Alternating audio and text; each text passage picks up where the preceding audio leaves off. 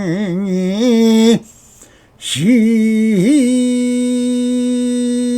생멸법이다.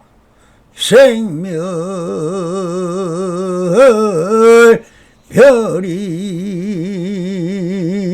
하면 청멸이 휘락이니라. 나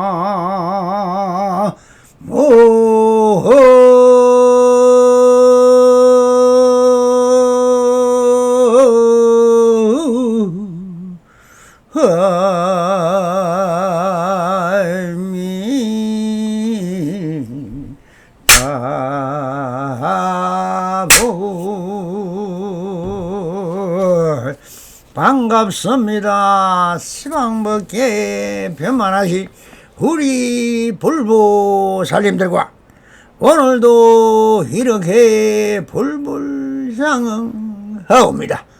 평상심이 도입니다. 언제나 안심민명하셔서 본불본락하옵소서. 바람이. 자, 오늘도 조사선 운문록 상근 상당대의 7 여러 스님이 망상 부리지 말라는 주제로 본문을 따라 우리 불보살님들과 함께 이 안에 숨어있는 현지를 쳐다보도록 하겠습니다. 상당하야 말씀하셨다. 여러 스님들이여 망상 부리지 말라. 하늘은 하늘, 땅은 땅이며 산은 산이요 물은 물이며 중은 중이요 속은 속인인 속인이다. 한참 잠자코 있다가 말씀하셨다. 앞산을 가져와서 나에게 보여달라. 그러자 어떤 스님이 물었다. 제가 산을 보면 산, 물을 보면 물일 땐 어떻습니까? 산문이 어째서 이리로 지나가느냐?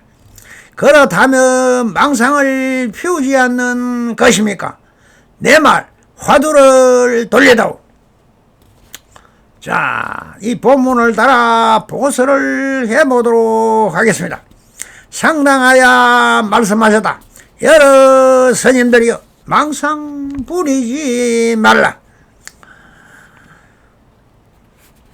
하늘은 하늘, 땅은 땅이며 산은 산, 물은 물이며 중은 중, 속인은 속인이더라고 하였습니다. 여기서 상당하야 말씀하셨다는 갖추어진 법석에서 설법자가 상단에 올라 사보대중을 상대로 설법하는 것을 말합니다. 온문선사의 총우는 망상 부리지 말라입니다. 여기서 망상은 무엇입니까? 우리 마음은 언제나 시시각각 한 생각이 일어납니다. 무슨 일을 할 때나 구경을 할 때나 잠자코 있어도 소소영영 시각하는 이것이 무엇일까? 심지어는 잠을 자도 꿈이라는 형상으로 마음은 작용을 합니다. 이것이 한 생각인 것입니다. 그러면 이 일어나는 한 생각에는 그 실체가 없습니다. 일어나면 또 사라져 버립니다. 이렇게 일어났다 사라지는 것은 무엇입니까?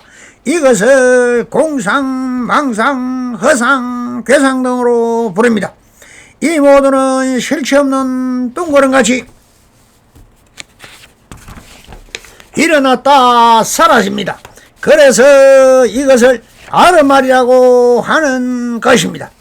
그럼 이 아르마리는 왜 일어나는 것일까요? 누겁생을 살아오면서 혼섭된 기억인 것입니다.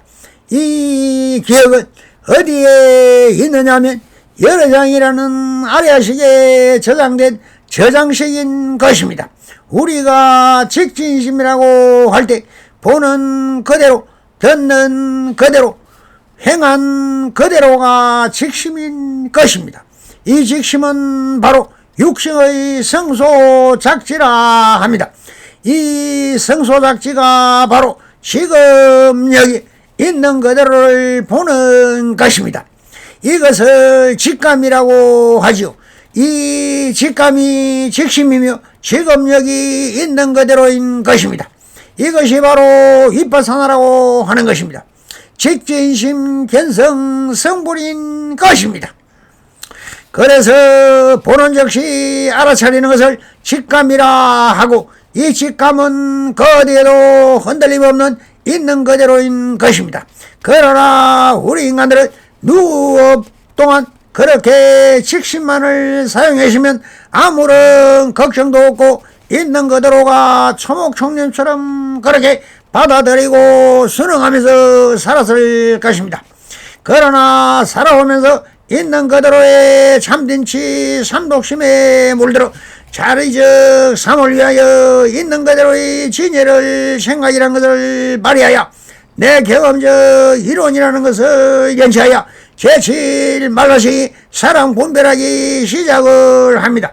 그래서 제8 아래식에 제장된 지식과 상식을 동원하여 어떻게 하면 나에게 이익이 될까, 손해를 볼까 생각을 돌리기 시작합니다. 바로 이것이 상독심인 것입니다. 이 삼독심을 바탕으로 자리적으로 살기 위하여 가진 아르마리를 돌리며 창출하기 시작하는 것이 바로 생각을 하기 시작합니다.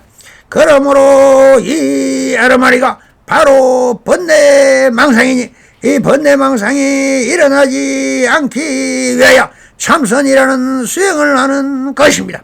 참선을 하여 마음의 변화무상함을 깨달아 이것이 실체 없는 번뇌망상임을 깨달아 한 생각도 나지 않는 무심지에 도달하도록 수행을 하는 것입니다. 그래서 수행이란 무심지도라고 했습니다. 무분별지가 그대로 삼매이며 깨달음인 것입니다. 그래서 분별망상을 짓지 말라고 했습니다. 우리 불보살님들은 지금 내 마음에 한 생각도 일어나면 평상심이 되십니까? 그렇게 한결같이 무심의 상태가 지속된다면 그대로 성인이요 부처님인 것입니다. 그래서 후문선사는 본론적인 말씀을 하십니다. 하늘은 하늘, 땅은 땅, 산은 산, 물은 물, 중은 중, 속인은 속인이라고 하십니다. 초구의 망상을 짓지 말라고 했으니 만약 분별망상이 일어나지 않으면 어떻게 되느냐? 하늘은 하늘, 땅은 땅, 천천지지요, 산은 산, 물은 물, 산산수수인 것이며 중은 중인, 속인은 속인, 중중 속속이 되는 것입니다. 이 말은 분별망상을 짓지 않는 있는 그대로의 직심으로 본다면 하늘은 하늘 그대로 하늘이고, 땅은 땅 그대로 땅이며, 산은 산 그대로 산이며, 물은 물 그대로 물이며, 중은 중 그대로 중이며, 속인은 속인 그대로 속인인 것입니다. 약 30년 전 대한불교 조계종 종유명 종정 스님이었던 성철 스님이 무엇이든 물으면은 산산수수라고 했습니다. 이것이 바로 직심 그대로가 진실예상한 진여의 당체라고 설파했습니다. 그러므로 후문선사나 성철 스님이나 다 직심 시불이라고 노래했고, 마조선사가 제일 먼저 적심 시불이라고 하였고, 역순경계로는 비심 비불이며 평상심시 도라고 하였던 것입니다. 산산수수라는 말을 제일 먼저 하신 분은 바로 마조스님의 제자 백장회선사가 사용했던 말입니다. 조사서는 오직 지금 여기 있는 그대로일 뿐, 님을 말할 뿐, 그 어떠한 말도 다 분별망상인 아르말이라고 해서 이것은 조작된 것이라고 해서 물리쳤던 것입니다. 부디 직심 시부름을 깨달아 있는 그대로를 볼 수 있는 안목을 기르시길 빕니다. 이렇게 초구를 혼자 말처럼 던지지만 이 말 속에서 던진 말 속에 삼남만상의 모든 조사선의 진리당체가 다 들어있는 화두였습니다. 오직 지금 여기 있는 그대로가 다 진실여상한 진여 실상이라는 말입니다. 무엇이든 사는 상 그대로이고 물은 물 그대로이라는 말입니다. 성처스님의 화두인 산산수수를 한 생각 돌리지 않고 직심으로 받아들인다면 모든 것이 다 여기 있는 그대로임을 자성자각하시옵길 빌고 또 빕니다. 이렇게 화두를 던져놓고 무건으로 한참을 기다립니다. 누구나 이 화두에 해강반주하셔서 뛰어나오는 자유인을 기다려서나 아무도 달려나오는 사람이 없으니 아주 답답하실 것입니다. 한참 잠들고 있다가 말씀하셨다. 앞산을 가져와서 나에게 보여달라고 하셨습니다. 앞의 하두에 기미를 잡은 대장부가 있다면 그냥 지심으로 지금 앞에 펼쳐서 있습니다라고 하였을 텐데 참 답답하실 것입니다. 앞산을 가져와서라고 하신 것은 역순 경계입니다. 앞산이란 실체가 해서 가져달라고 하지 않습니다. 하나의 실체 없는 저 앞산에 저 앞에 펼쳐져 있다. 저 앞산을 가져왔으라고 하신 것은 가져올 수 없다라는 것을 아시면서 왜 가져오라고 하셨을까요? 이것은 앞에 있는 산의 형상을 부정하는 것입니다. 그러면 듣고 있는 사람은 이것을 다시 한번 해강반주한다면 부정을 다시 부정하여 절대긍정을 하도록 유도하는 역순경계를 화두로 던진 것입니다. 이것이야말로 역순으로 물은 것이 역순이란 부정입니다.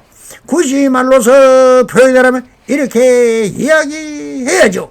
앞산은 앞산이 아니오 앞산 아님도 아니니 앞산 그대로가 앞산이라고 해야 옳을 것입니다. 형상은 실체가 없는 빛의 화연입니다. 빛은 그릇 없느냐 있습니다. 앞산에 비친 빛은 찰나간의 거대의 눈동자에 비추면서 다시 반사되어 지금도 우주 공간으로 날아가고 있을 것입니다. 천년 전에 반사된 빛도 만년 전에 비추어진 빛도 지금은 허공으로 날아가지만 우주는 너무나 넓기 때문에 지금도 달려가고 있을 것입니다.